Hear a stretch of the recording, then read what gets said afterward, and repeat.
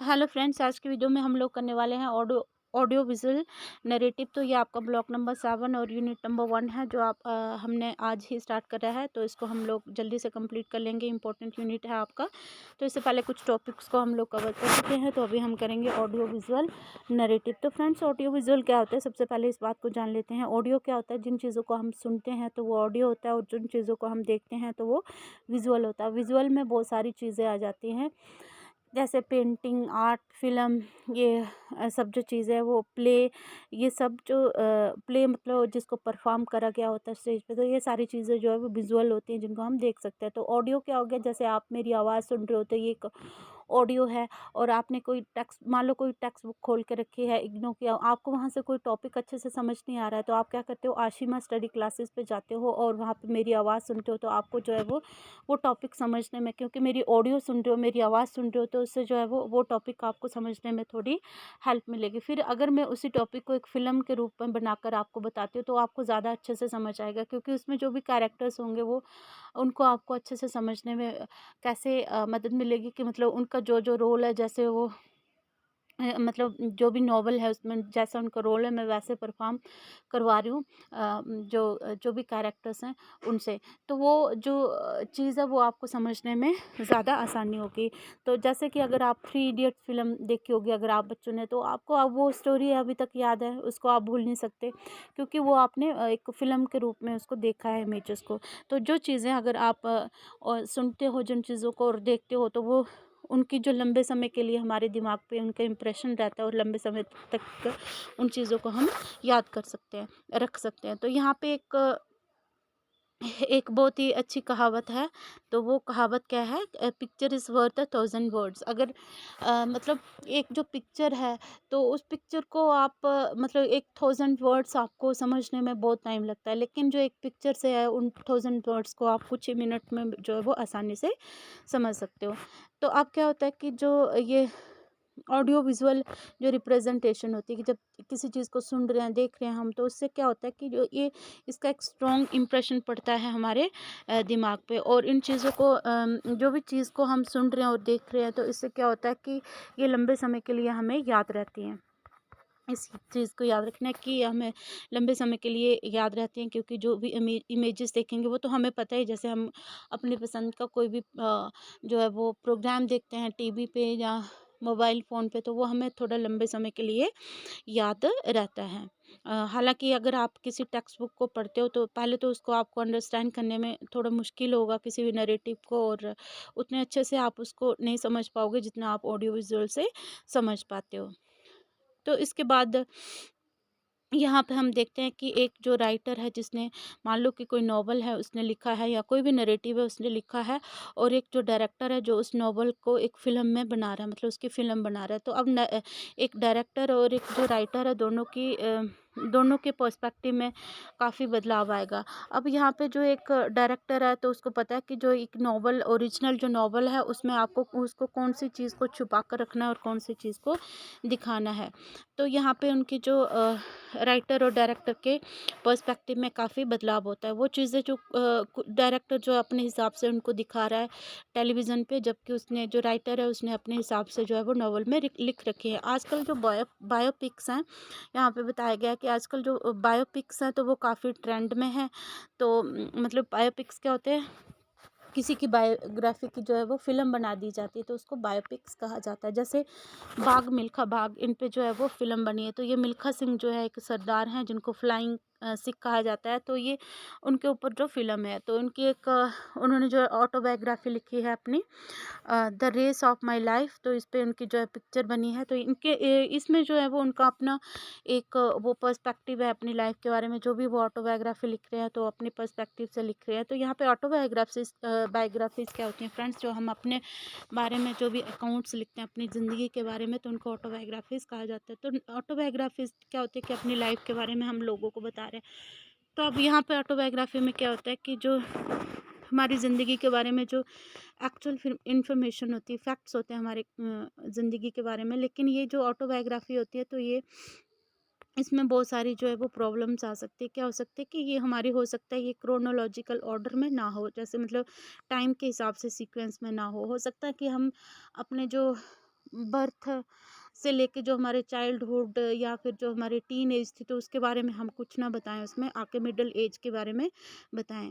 और फिर middle age में आके जो हम लिख रहे हैं अपनी ऑटोबायोग्राफी, तो उसके बाद फिर हम उसका सीक्वल भी ना बताएं। मतलब आगे सीक्वल क्या होता है कि अब जैसे आगे की जो लाइफ है हमारी, तो उसमें भी तो कुछ हुआ होगा ना, तो हम उसका सीक्वल नहीं बताएंगे, ना है उसका प्रीक्वल। तो अब सीक्वल और प्रीक्वल क्या होता है फ्रेंड्स? जो हम आगे की ज़िंदगी बताते हैं तो वो होती है सीक्वल, और प्रीक्वल होता है जो पहले की ज़िंदगी। तो जैसे मैंने बताया कि हम मिडिल एज के बारे में तो लिख रहे हैं, लेकिन उससे पहले जो हमारी टीन एज या उससे पहले जो टॉडलरहुड रहा है हमारा, तो उसके बारे में हम कुछ नहीं बता रहे। उसके बाद जो हमारी ओल्ड एज है उसके बारे में हमने कुछ नहीं बताया। मतलब यहाँ पे ये इशू रहता है कि यहाँ पे जो है सीक्वेंस नहीं होती, ना इसमें हम प्रीक्वल बताते हैं ना सीक्वल बताते हैं। कभी कभी तो पूरी लाइफ का अकाउंट बता देते हैं कई जो ऑटोबायोग्राफी लिखने वाले, लेकिन कभी कभी जो होता है वो अपनी लाइफ का जो एक छोटा सा ही अकाउंट बताया जाता है। तो ये ऑटोबायोग्राफी का एक इशू होता है जो आ सकता है। यहाँ पे जो मिल्खा सिंह है उनकी जो ऑटोबायोग्राफी है, तो उनकी जो भी उनकी लाइफ में उनको फेस करना पड़ा, जैसे कि पार्टीशन के समय उनको जब हिंदू मुस्लिम के बीच में दंगे हो रहे थे, सब एक दूसरे को मार रहे थे, तो उस समय जो वो क्या करते हैं वहाँ से भागते हैं। उनके पिता उनको बोलते हैं कि भाग मिल्खा भाग। कहने का मतलब है कि तुम भाग जाओ, अगर अपनी लाइफ को बचा सकते हो तुम भाग जाओ। तो उनके लोगों को जो स्लाउटर कर दिया जाता है, उनको मार दिया जाता है, लेकिन जो मिल्खा सिंह होते हैं वो वहाँ से भाग जाते हैं। इन्होंने जो अपनी ऑटोबायोग्राफी है वो क्रोनोलॉजिकल ऑर्डर में लिखी है। जो मिल्खा सिंह है, इनकी जो ऑटोबायोग्राफी है ये क्रोनोलॉजिकल ऑर्डर में है, मतलब इन्होंने अपने टाइम के हिसाब से लिखी है। इन्होंने अपनी ज़िंदगी में जो भी इनको परेशानियां हुई, जो भी इनकी जो व्यथा है, वो सब अपनी इस ऑटोबायोग्राफी में लिखी है। इनकी जो लाइफ थी वो मतलब अकेले रहे वो, मतलब उनका परिवार जो था, उनकी फैमिली पेरेंट्स जो है वो सब ख़त्म कर दिए गए थे, तो वो अकेले रहे, तो इसके बारे में वो लिखते हैं। और जो भी मतलब नरसंहार हुआ तो उसके बारे में उन्होंने इस ऑटोबायोग्राफी में लिखा है। तो इसके बाद भी मतलब देखो फ्रेंड्स, इतना कुछ होने के बाद भी जो मिल्खा सिंह थे वो बहुत ही, उनके अंदर एक दृढ़ निश्चय था, और और फिर भी उन्होंने जो अपने आप को तराशने की कोशिश की। इसके बाद जो इनकी बायोपिक है भाग मिल्खा भाग, इसको ये उन्होंने, मैंने जैसे कि बताया कि जब क्या हो रहे होते हैं, दंगे हो रहे होते हैं पार्टीशन के समय, जब हमारा इंडिया और पाकिस्तान जो है वो अलग हो रहे थे, तो उस समय जब दंगे हो रहे थे, तो उस समय जो मुस्लिम मतलब जैसे हिंदू मुस्लिम, मुस्लिम हिंदू को मार रहे थे, इस तरह से हो रहे थे दंगे, एक दूसरे को मार रहे थे, एक दूसरे के परिवारों को वो ख़त्म कर रहे थे। तो उस समय जब वो मुस्लिम लोग मारने आए उनको, तो उस समय जो उनके पिताजी हैं तो उनको बोलते हैं कि भाग मिल्खा भाग। ये तो मतलब सरदार थे, सिख थे, तो इनको मतलब मारा जा रहा था। सिखों का भी मतलब बेचारों को बहुत बुरा हाल हुआ था, इसमें मारे गए थे बहुत ज़्यादा वो। तो उनको पिताजी बोलते हैं कि भाग मिल्खा भाग। तो इसी इसी चीज़ पे उन्होंने जो है वो अपनी ऑटोबायोग्राफी लिखी है।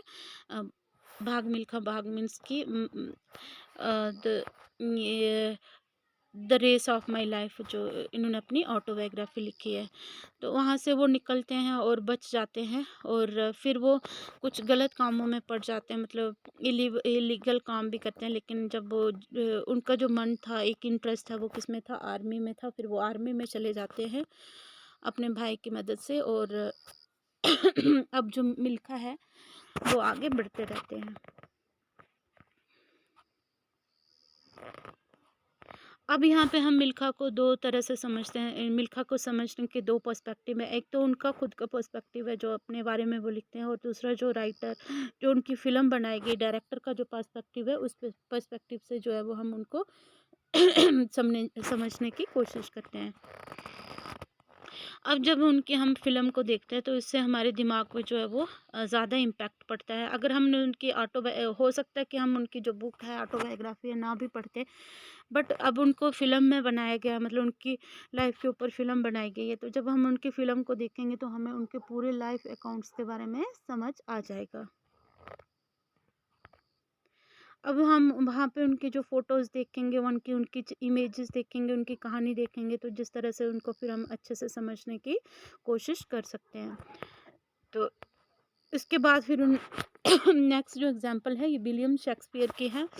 तो उनका जो प्ले है हैमलेट, हैमलेट की एग्जांपल दी है कि जो यहाँ पे हैमलेट है उसके सामने उनके पिता का भूत आता है और भूत बताता है कि उनका मर्डर कर दिया गया था, और अब उसको क्या करना होगा, मतलब कि हैमलेट को क्या करना होगा, अपने पिता की जो वध का बदला लेना होगा, उनके मर्डर का बदला लेना होगा। वो कैसे लेना होगा कि जो उनके चाचा है तो उन्होंने उनका वध किया था उसके पिता का, और फिर उसके बाद उन्होंने, जो क्लाउडियस उसका चाचा है तो उसने उनका वध किया था। तो अब जो यहाँ पे जो एक मोरल डायलेमा में है, मतलब जो हेमलेट है, क्योंकि उसका सगा चाचा है तो अब उसको इस ये डायलेमा है, ये दुविधा है कि कि उस पे भूत पे यकीन किया जाए कि ना किया जाए।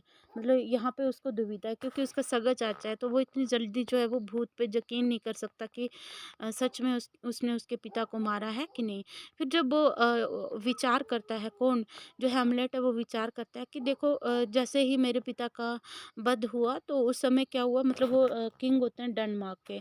तो मतलब यहाँ पे जो उनके भाई को, मतलब जो हेमलेट का चाचा होता है उसको सत्ता का जो है वो लालच आ जाता है, तो जिसके कारण वो उनको मार देता है। और उसके बाद फिर वो देखता है कि फिर मेरी माँ को क्यों जल्दी पड़ी थी, जो माँ उसकी होती है गटरूड, तो गटरूड को क्यों जल्दी पड़ी होती है उससे शादी करने की, उसके चाचा से। वो दोबारा से शादी कर लेती है, मतलब जैसे उसके पति की डेथ होती है तो वो मतलब जल्दबाजी में उससे अपने देवर से, मतलब वो है वो शादी कर लेती है। तो यहाँ पे जो मोरल डायलेमा हमें देखने को मिलता है किसका, हेमलेट का।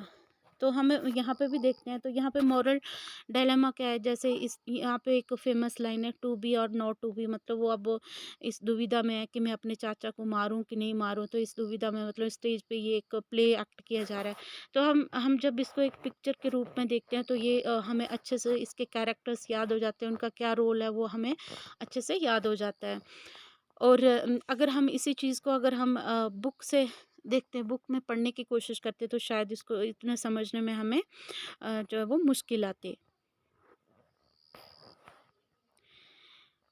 और यहाँ पे जितनी भी स्पीचेस और कमेंट्स होते हैं वो रीडर्स को समझने में जो है वो बहुत आसानी हो जाती है। और यहाँ पे जो लोग होते हैं, और मतलब जो ऑडियो विजुअल कोई भी चीज़ होती है जिसको प्रेजेंट किया जा रहा होता है स्टेज पे या टीवी पे, तो इससे जो लोग हैं वो व्यूअर्स होते हैं उसको सुन रहे होते हैं, देख रहे होते हैं, और जिससे कि जो भी कैरेक्टर्स वहाँ पे कर रहे हैं उसमें, मतलब चाहे वो फ़िल्म में कर रहे हैं या फिर प्ले में कर रहे हैं, तो ये सब उनका इम्पैक्ट जो है वो किस पे पड़ता है, ये जो देखने वाले लोग होते हैं, और उनको लंबे समय के लिए याद रहता है। दूसरा, उनके बीच में जो भी डायलॉग्स हो रहे होते हैं तो सब के सब जो है वो उनको याद रहता है। तो आप याद करो कि जैसे हम सिनेमा घर में जाते हैं तो वहाँ पे जो भी हमने फ़िल्म देखी उसके बीच में जो डायलॉग्स हुए तो वो हमें हमेशा याद रहते हैं। जब हम सिनेमा हॉल से बाहर निकलते हैं तो कई सालों तक वो डायलॉग्स जो होते हैं वो हमें याद रहते हैं। जैसे सनी देओल का फेमस डायलॉग है, 2.5 किलो का हाथ। तो ये लोगों को जो है वो जो मतलब छोटे बच्चे हैं तो उनके भी मुँह पे जो है वो 2.5 किलो का हाथ है। तो मतलब जो डायलॉग है ना उनका, 2.5 किलो का हाथ से वो मारेंगे तो इंसान उठता नहीं, उड़ जाता है। तो इस तरह से जो, तो ये जो डायलॉग्स होते हैं ये लंबे समय के लिए याद रहते हैं। मेरे को इतना अच्छे से याद नहीं है, बट फेमस डायलॉग है इसलिए मैं बता रही हूँ। तो उसके बाद फिर यहाँ पे वो देखते हैं कि लाइट और साउंड के बीच में इंटरप्ले होता है, मतलब यहाँ पे साइलेंस होती है, स्पीच और साइलेंस के बीच में थोड़ी सी ब्रेक आती है, मतलब बीच में उन, यहाँ से हमें उन्हें उनके मूड्स का पता चलता है कैसा मूड है। फिर यहाँ पे हम देखते हैं कि जो जो भी कैरेक्टर है, मतलब अगर जैसे मान लो कि यहाँ पे हैमलेट दिखाया जा रहा है तो हैमलेट जो है वो किसकी तरह मतलब उसकी पर्सनैलिटी हमें किसकी तरह लगेगी, उसके पिता की तरह हमें लगेगी, और उसका जो भी जेस्चर होगा वो किसकी तरह लगेगा, हमें उसके पिता की तरह। तो बहुत सारी चीज़ें जो होती है वो हमें जो ऑडियो विजुअल से समझना बहुत आसान हो जाता है। तो यहाँ पे बहुत ही इंटरेस्टिंग बात है कि जो भी बुक्स लिखी गई हैं पार्टीशन पे, तो पार्टीशन टेल्स और जो फिल्म बनी है तो यहाँ पे वो कौन सा थीम जो है वो प्रेजेंट करते हैं, वो पार्टीशन का थीम्स जो है वो प्रेजेंट करते हैं, और ये भी एक शिफ्टिंग पर्सपेक्टिव है। और ये जो ऑडियो विजुअल जो मेथड है इससे हम क्या कर सकते हैं कि जो पार्टीशन का जो ट्रॉमा है उसको अच्छे से जो है वो स्क्रीन पे हम लोग जो है वो दिखा सकते हैं। तो ऑडियो विजुअल से, विजुअल आर्ट से क्या होता है कि जो लोग होते हैं वो उनकी एक्शन को फॉलो करते हैं। अगर जो अच्छा कैरेक्टर उसमें दिखाया जाता है तो बहुत हद तक संभावना रहती है कि लोगों के ऊपर जो है वो उसका अच्छा इम्पैक्ट पड़ेगा, बहुत सारी चीज़ें जो है वो उसमें अच्छी चीज़ें वो सीखेंगे। तो फ्रेंड्स ये था ऑडियो विजुअल नरेटिव। तो आई होप आपको समझ में आया होगा फ्रेंड्स। तो इसके बाद हम लोग करेंगे इंटरकल्चरल पर्सपेक्टिव्स। तो बने रहना मेरी वीडियो के साथ। तो जल्दी से मैं इस वीडियो को भी अपलोड करने वाली हूँ। Thank you very much.